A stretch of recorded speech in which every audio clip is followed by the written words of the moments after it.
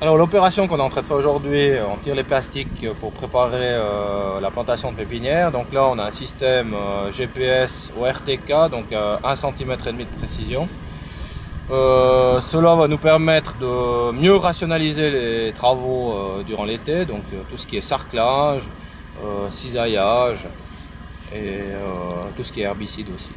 Une invention toute récente ou comment? Alors c'est pas une invention en soi, c'est un procédé c'est un système sur tracteur qu'on a décidé avec mon collègue et moi de pouvoir mettre ça sur un tracteur viticole, justement pour rationaliser au mieux les travaux, quoi.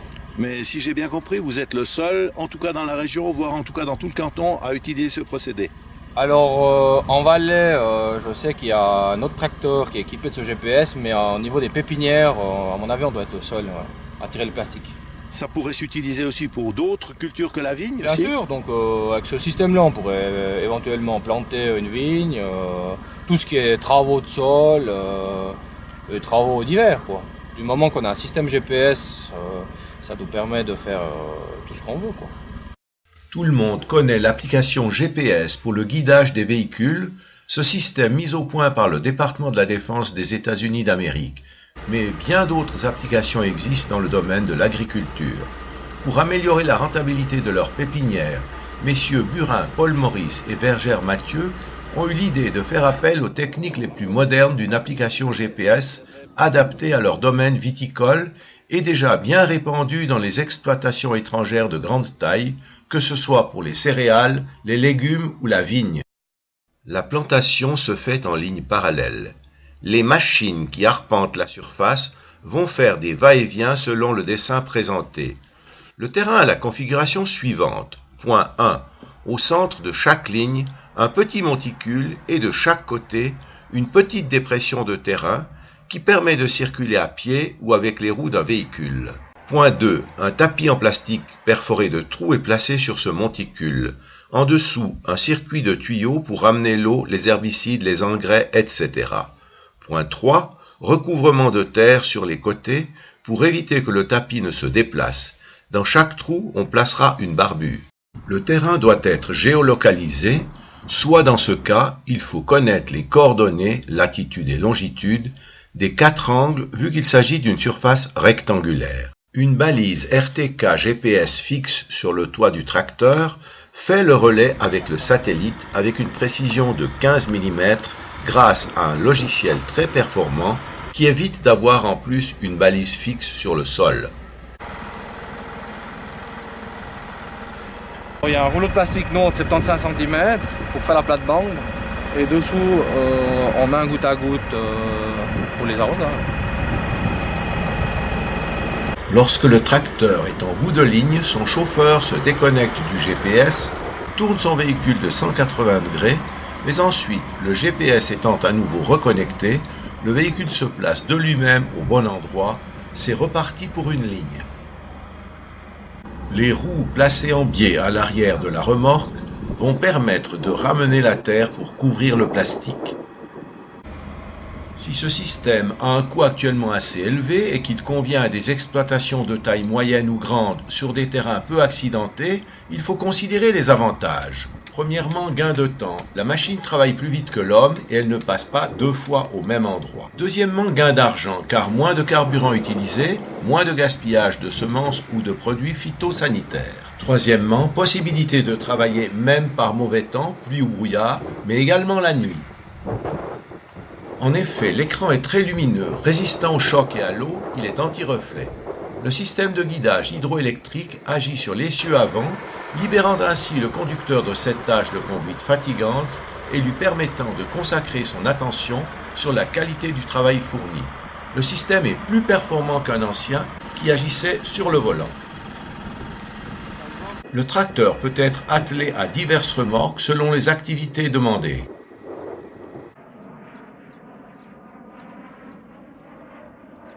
Qu'est-ce qu'on a comme déchets sur une telle plantation? Alors si je prends par rapport peut-être au transport, la manutention, peut-être 1-2%, c'est infime, mais dès qu'on les transbahute, c'est clair que c'est une opération qui est fragile. faut faire attention au mélange des lots. Donc bien attribuer les lots par équipe. Là on a 4 équipes de 5-6 personnes. Donc ce matin on est 22 personnes ce matin. Donc c'est une opération très délicate parce que il faut vraiment bien que tous les lots soient étiquetés, rendre bien attentif l'équipe, les lots qu'il y a à planter, le nombre de caisses par lot et étiqueter le début de la ligne et la fin de la ligne par lot. Voilà, ça c'est important. Donc nous on a un chef d'équipe par groupe qui s'occupe de la manutention, qui s'occupe de bien cibler les lots pour le personnel qui plante. Et puis qui amène justement les caisses sur l'équipe. Et qu'est-ce que c'est comme casse? C'est la greffe qui saute ou c'est le plan qui pourrit alors ça peut être la greffe, le greffon qui part tout simplement. Ça peut être des fois, quand on plante, le bois a une tare, ce qu'on appelle, donc il peut casser au milieu. Voilà, c'est généralement ce genre d'incident qui peut arriver. Nous sommes à un moment critique ici, nous allons attendre que tous les plants mettent des vrilles, c'est-à-dire des fourchettes, pour pouvoir se nourrir de lui-même. Jusqu'à maintenant, il a pris ses réserves, il a employé toutes les réserves qu'il avait en lui, le plant, et puis au moment qu'il met ses vrilles, eh bien, il pourra survivre. Ici, nous allons attendre que les plants débourrent. On voit ici que l'œil est en train de gonfler, celui-là aussi. Ici, ceux-là sont partis. Ici, il vient de partir, et peut-être hier qu'il a débourré. Celui-ci, il est en train de pousser maintenant. Voilà, une petite pousse ici de côté. Celui-là, l'œil est en train de gonfler aussi. Celui-ci est en train de partir maintenant. On voit. Alors maintenant, il faut attendre. C'est le moment critique pour savoir si les plants vont faire ou pas. Nous voyons ici que nous sommes sur un porte-greffe 3309, qui a un départ qui est beaucoup plus rapide que du 5BB. On voit ici que tous les plants sont déjà partis. Là, on est très content. Maintenant, on va attendre qu'ils mettent les vrilles, c'est-à-dire les fourchettes. On voit qu'ils commencent ici à mettre là une petite fourchette. Ça veut dire que les racines sont en train de se mettre dans le sol. Et puis la plante va pouvoir se nourrir toute seule. Alors quand on a atteint avec des vrilles comme ça, on peut dire que la plante est sauvée. Aujourd'hui, on va brûler l'herbe qui pousse entre les plants de vigne. Il ne faut pas attendre trop longtemps avant de les brûler, sinon ils vont prendre le dessus sur les plants et puis on va devoir les arracher à la main. Alors aujourd'hui, on emploie simplement un herbicide pour brûler l'herbe. Puis on va le répéter ça 4, 5, 6 fois dans la saison.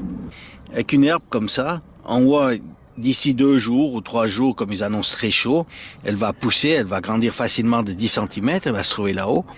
Après, ce sera très difficile d'employer des herbicides. Il faudra les arracher manuellement. Et puis, c'est un coût qui est astronomique. Alors, on voit entre les rangées des plants, ici, nous avons déjà passé 2 fois des griffes.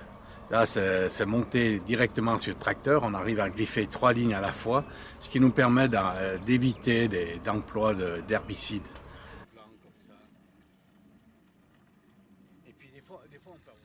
Pour faire un travail manuel comme ça sur notre pépinière là, qui a 2,5 hectares, il faut compter 8 heures à 2 personnes. Alors un des grands soucis qu'on a en pépinière, c'est le mildiou. Alors on va devoir traiter à peu près entre 16 et 20 fois par année, par saison, pour lutter contre le mildiou. Ça veut dire à peu près chaque semaine, on va faire un traitement. Et après, en avançant dans la saison, on va ajouter encore du soufre pour lutter contre l'oïdium. Alors pour lutter contre le mildiou, aujourd'hui, comme on est au début, on emploie tout simplement des produits qui sont organiques, des produits très doux. Après, en avançant dans la saison, on va employer des folpettes. Et à la fin de la saison, il faut vraiment assommer un peu notre pépinière, la faire aider à mûrir. Là, on emploie des cuivres. Alors aujourd'hui, nous sommes en période d'irrigation. On va le faire chaque 2-3 jours suivant les températures. On voit le système d'irrigation qui est un système assez simple. On voit la conduite principale qui arrive, par ici. Va passer dans un filtre qu'on appelle un dessableur pour enlever les grosses particules. Ensuite, l'eau va passer dans un filtre à lamelles pour enlever ce qu'il y a des petites particules, pour pouvoir passer après dans un goutte à goutte. On profite, pendant qu'on amène de l'eau à la pépinière, de mettre des oligo-éléments, NPK plus tous les oligo-éléments en même temps que l'irrigation pour faire un apport d'engrais soluble. On voit ici la matrice principale qui est en bleu, où elle apporte l'eau à chaque ligne. Nous travaillons avec des vannes pour savoir quelle ligne on veut arroser ou pas arroser. Ce matériel bleu est récupérable. Et puis ici on travaille avec des gouttes à gouttes qui sont flexibles et qui sont très minces, où on fait seulement un seul emploi avec. Le goutte à goutte est perforé chaque 20 cm. On voit ici un goutte à goutte qui a été enlevé parce qu'il a été percé par des oiseaux qui a simplement soif. Ici on se trouve début juillet avec du pinot noir qui a déjà une jolie surface foliaire. On voit qu'il y a un très beau développement. Les bouts ont été cisaillés, déjà les bouts les plus longs. On fait des traitements chaque 5-6 jours maintenant pour lutter contre le mildiou. Et puis on fait l'arrosage. Un des derniers cépages créés par les stations fédérales qui est le Divico. On voit ici les bouts les plus longs, on va simplement les rogner avec une machine. On voit que celui-là a déjà été fait au premier passage de la rogneuse. Ce qui permet de sortir, de faire monter les plants les moins vigoureux, de pouvoir sortir. On bloque les plus longs, simplement en cisaillant.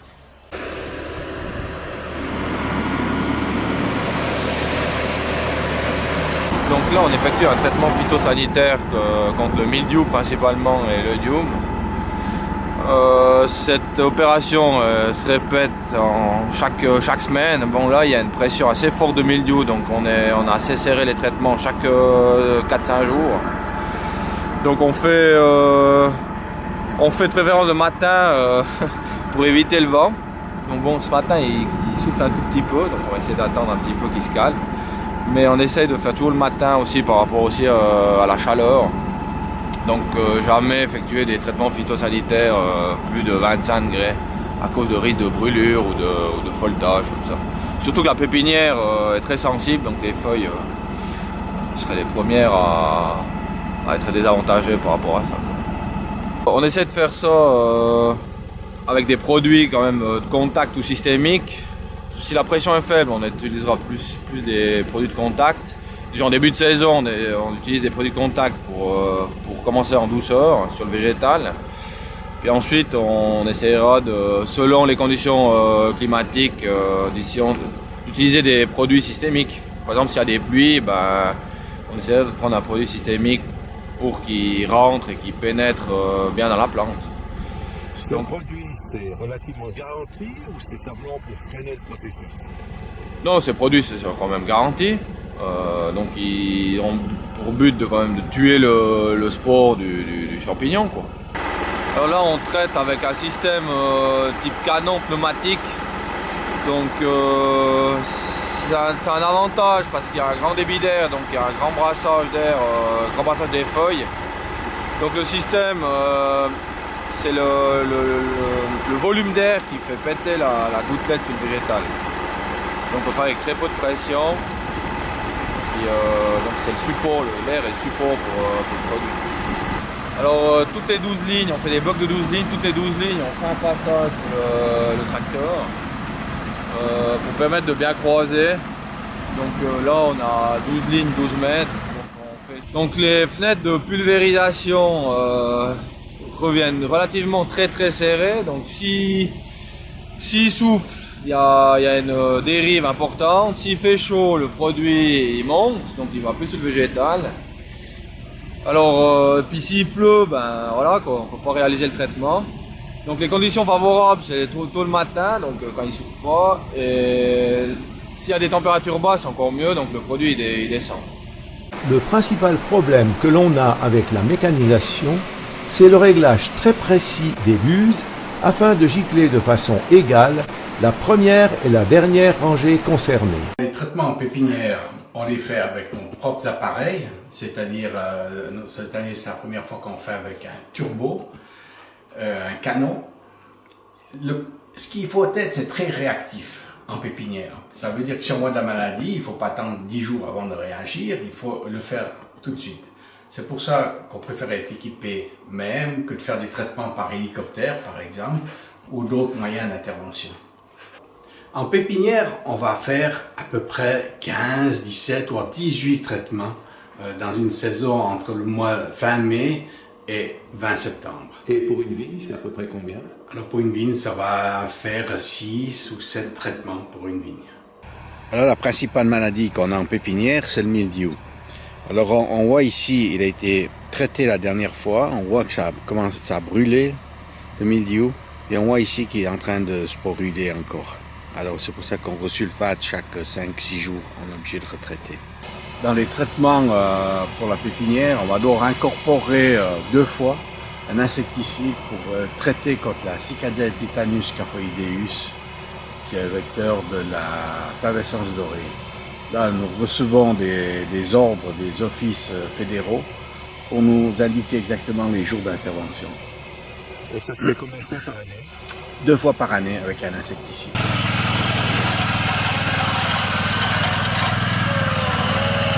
Nous allons rogner les bouts, c'est-à-dire qu'on va les couper. On va les couper sur le côté, les 2 côtés et le dessus. C'est simplement pour empêcher que les bouts viennent trop longs, que ça retombe, et puis qu'il y ait du mildiou qui va se placer. Le rognage va permettre aussi aux plants les plus faibles de pouvoir pousser et de sortir. Alors c'est une machine qui a été faite par une maison valaisanne où on a simplement 4 couteaux. Donc 2 dessus, un de chaque côté. 2 dessus et un de chaque côté.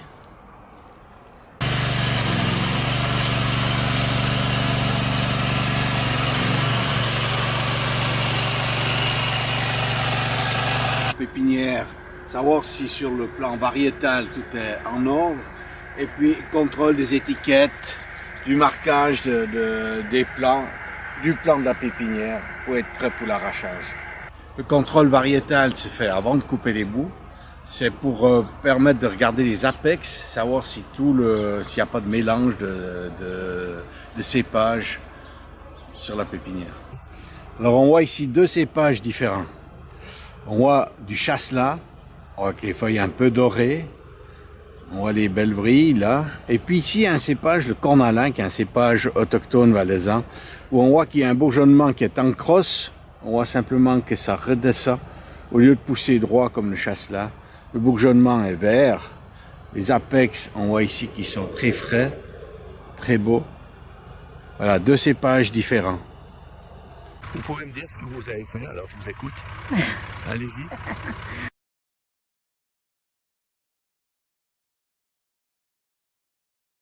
Donc autrement dit, vous devez couper les bouts qui poussent sur la partie américaine. On pas les bouts, les braves, les pousses. Les braves, les pousses. Voilà. Les bouts, c'est le tracteur qui coupe. On a vu ça tout à l'heure. Ouais. Voilà. Le but d'opération du griffage, c'est d'aérer le sol, d'enlever les adventices annuelles, là, les plantes qui poussent. Et puis ça décompacte bien, donc on le fait généralement 1 fois par semaine. C'est un complément du désherbage au fond. C'est un complément du désherbage et puis ça aère bien le sol. Donc les anciens disaient 1 binage vaut 2 arrosages. Donc on remet en suspension aussi l'aspect hydrique du sol aussi. Et puis le but c'est de décompacter toute cette tassement avec les tracteurs, les machines. Voilà. On remet en suspension la terre.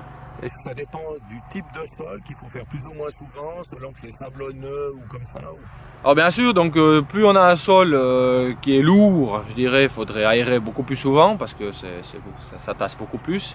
Puis plus on va dans des terrains légers, sablonneux, donc c'est clair qu'il y a moins besoin de le faire, quoi. Nous sommes le 24 août. La pépinière se porte bien. Elle a échappé à la grêle qui est tombée dans la région. Les travaux d'arrosage, de sulfatage, de binage, de greffage se poursuivent sans interruption.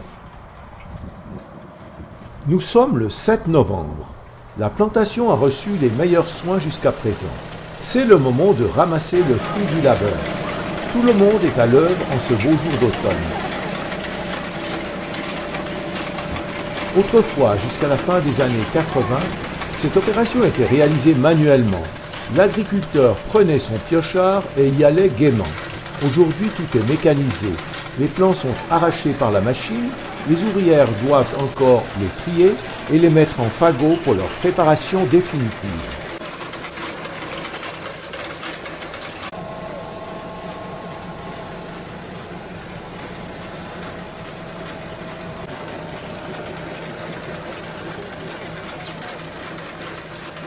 Ces fagots sont récoltés par les camionnettes et vont à Saint-Pierre-de-Clage pour la suite.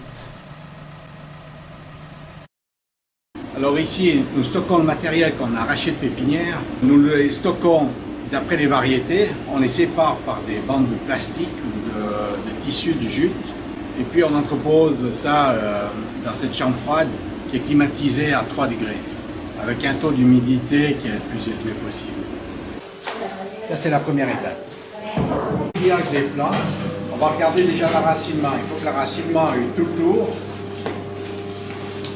Et puis, après, nous allons regarder la soudure. Il faut que la soudure se fasse tout le tour, que ça soit fait tout le tour avec une bonne maturité.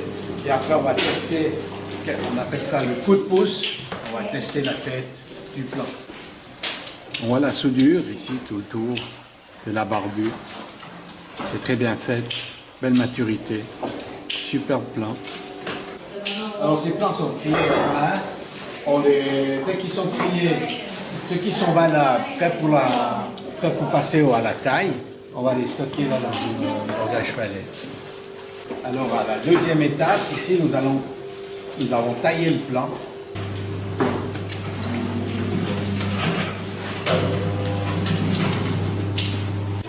Voilà, on voit ce plant qui est taillé, où on a conservé un bon œil et puis on a sectionné.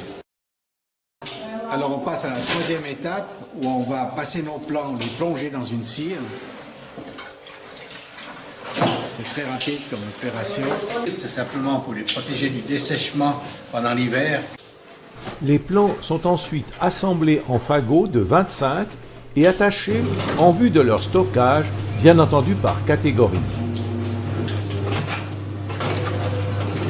Les racines trop longues sont coupées et jetées, de même que les plants qui ne sont pas parfaits. Les déchets sont hachés et vont servir de compost à étaler sur la vigne.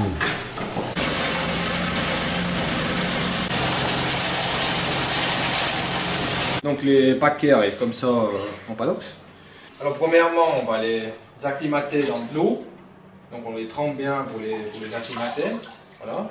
De telle manière qu'il y a une bonne humidité dans les racines. C'est une eau à température normale. C'est une eau à température du robinet. Pour éviter les moisissures au niveau des têtes et des racines, on spraye ce qu'on a du travacide, c'est de l'oxyquinoléine qui permet d'éviter les moisissures.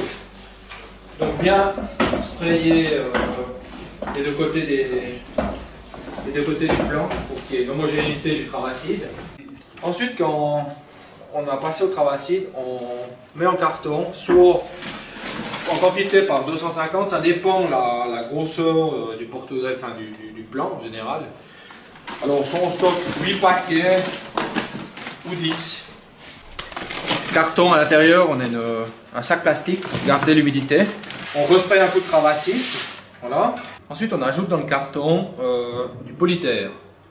Du polytère, c'est des granulés à la base blancs, et puis avec l'eau ils grossissent jusqu'à 300 fois son volume. Donc ce polytère a pour but de garder l'humidité dans le carton. Bien sûr, pas oublier de mettre la variété d'étiquettes dans le carton. Pour la fermeture du carton, c'est très important de bien replier les plastiques pour préserver au mieux l'humidité. En froide, c'est bon. Sur l'étiquette, il faut bien sûr mettre le cépage, le porte-greffe et la longueur. Ensuite, on a le numéro de lot et le nombre de plants. Maintenant, on va imprimer des étiquettes qu'on va mettre sur chaque carton pour les entreposer dans le frigo. Alors après, dans la cave, on les stocke en général bien sûr par variété, par lot, quoi. Ce qu'il faut faire gaffe, c'est qu'il faut avoir bien de l'air qui circule tout autour des cartons pour avoir une homogénéité du froid. Donc on conserve les plants entre 3 et 4 degrés comme ça.